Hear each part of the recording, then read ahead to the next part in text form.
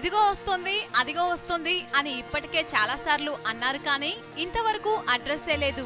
అయితే ఇప్పుడు మాత్రం కన్ఫర్మ్ అట. శ్రీదేవి పెద్ద కూతురు జాన్వి త్వరలో సినిమాల్లోకి రాబోతుందట.